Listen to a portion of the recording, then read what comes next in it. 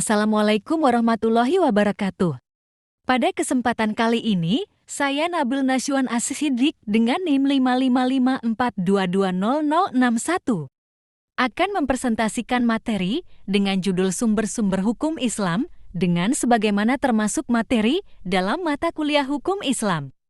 Dan untuk memenuhi tugas ujian tengah semester, tidak lupa sebelumnya, saya ucapkan terima kasih kepada Dir Sihabuddin Said selaku dosen mata kuliah Hukum Islam. Puji syukur marilah kita panjatkan kehadirat Allah SWT yang selalu memberikan nikmat sehat, iman, Islam, dan ihsan kepada kita semua, sehingga kita selalu dapat menjalin tali silaturahmi kita sebagai seorang hamba Allah yang selalu menjalankan perintahnya dan menjauhi segala larangannya. Shalawat dan salam tidak lupa kita panjatkan kehadirat Nabi besar Muhammad Shallallahu Alaihi Wasallam beserta keluarga dan para sahabatnya. Semoga kita termasuk ke dalam umat Nabi Muhammad Shallallahu Alaihi Wasallam dan selalu istiqomah dalam menjalankan ajarannya. Baiklah, pada materi kali ini akan saya bagi menjadi 3 bab. Materi yang pertama adalah Al-Quran, kedua hadits, dan ketiga ijma. Baiklah, mari kita langsung mulai dengan mengucapkan bismillah. Materi yang pertama adalah latar belakang. Sumber hukum Islam yang paling utama dan pokok dalam Islam untuk menetapkan hukum dan memecah masalah dalam mencari jawaban atas suatu persoalan adalah Al-Quran dan Al-Hadits. Al-Quran sebagai sumber paling utama dalam Islam yang isinya merupakan susunan hukum yang lengkap. Apabila di dalam Al-Quran dan Hadits belum ditemukan secara jelas tentang masalah terbaru, maka Al-Quran dan Hadits itu sendiri yang memerintahkan para ulama untuk mencurahkan pemikirannya dalam menetapkan hukum dan hasil kesepatannya dinamakan ijma. Baiklah, mari kita bahas Al-Quran. Secara bahasa, Al-Quran merupakan bahasa Arab artinya bacaan atau sesuatu yang dibaca berulang-ulang. Term Al-Quran adalah bentuk kata benda dari kata kerja qara'a yang memiliki arti membaca. Adapun secara terminologi, Al-Quran diartikan sebagai kalam Allah diturunkan pada Muhammad SAW dari surat Al-Fatihah dan berakhir dengan An-Nas. Al-Quran adalah kitab suci agama Islam yang dianggap sebagai firman Allah SWT yang diturunkan kepada Nabi Muhammad SAW melalui perantaraan malaikat Jibril. Al-Quran terdiri dari 114 surat yang terdiri dari ayat-ayat yang diturunkan kepada Nabi Muhammad selama masa pengajaran dan dakwahnya di Mekah dan Madinah. Al-Quran dianggap sebagai sumber ajaran utama Islam dan menjadi pedoman bagi umat muslim dalam menjalani kehidupan sehari-hari, mencari kebenaran, serta mendapatkan petunjuk dari Allah SWT. Al-Quran juga dianggap sebagai mukjizat Nabi Muhammad SAW karena keindahan dan keagungan bahasa Arabnya serta ketepatan dan kebenaran isi kandungannya. Berikutnya Al-Quran sebagai sumber hukum. Al-Quran dipercaya sebagai firman Allah yang diturunkan kepada Nabi Muhammad SAW melalui perantaraan malaikat Jibril selama kurang lebih 23 tahun. Sebagai sumber hukum, Al-Quran memberikan pedoman dan aturan bagi kehidupan muslim dalam berbagai aspek seperti kehidupan pribadi, sosial, politik, dan ekonomi. Al-Quran juga berisi nilai-nilai moral dan etika yang menjadi dasar dari sistem hukum Islam. Namun demikian, penggunaan Al-Quran sebagai sumber hukum bukanlah hal yang mudah. Karena Al-Quran tidak disusun secara sistematis dan tidak memberikan aturan yang spesifik untuk semua situasi dan kondisi, oleh karena itu, interpretasi Al-Quran oleh ulama dan ahli hukum Islam sangatlah penting untuk menentukan aplikasi hukumnya dalam kehidupan sehari-hari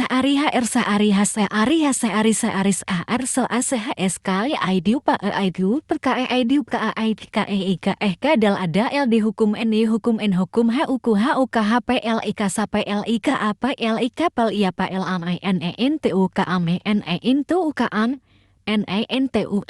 nentum untuk menentukan aplikasi hukumnya dalam kehidupan sehari-hari. Dalam praktiknya, Al-Quran digunakan bersama dengan hadis fatwa, dan hukum adat untuk membentuk sistem hukum Islam yang lengkap dan menyeluruh. Selain itu, penggunaan Al-Quran sebagai sumber hukum harus didasarkan pada pemahaman yang benar terhadap teksnya, serta konteks sosial, sejarah, dan budaya di mana Al-Quran diturunkan. Materi yang kedua yaitu hadis. Adalah catatan atau laporan mengenai peristiwa, pernyataan, atau tindakan Nabi Muhammad SAW dan para sahabatnya yang diriwayatkan secara lisan dan tertulis. Hadits merupakan salah satu sumber utama dalam agama Islam yang digunakan untuk menjelaskan ajaran dan tuntunan dalam Islam yang tidak terdapat dalam Al-Quran. Hadits banyak digunakan dalam berbagai bidang keilmuan Islam, seperti fikih, tafsir, akhlak, dan sejarah. Hadits yang dianggap sahih dan diterima keabsahannya oleh umat Islam dijadikan pedoman dan sumber rujukan dalam menjalankan ibadah dan menjalani kehidupan sebagai Muslim. Berikutnya yaitu beberapa periwayat hadits terkenal dalam Islam. Imam Bukhari 194 tahun 810 sampai tahun 256 870 penulis kitab Sahih Bukhari yang dianggap sebagai salah satu kitab hadits paling otentik dalam Islam. Imam Muslim 204 tahun 819 sampai tahun 261 875 penulis kitab Sahih Muslim yang juga dianggap sebagai salah satu kitab hadits paling otentik dalam Islam. Imam Abu Daud 202 tahun 817 sampai tahun 275 888 penulis kitab Sunan Abu Daud yang dianggap sebagai salah satu kitab hadits paling penting dalam Islam. Imam Tirmizi 209 tahun 824 sampai tahun 279 892 penulis kitab Sunan Tirmizi yang dikenal karena kerajinan dan kecermatannya dalam mengumpulkan hadits.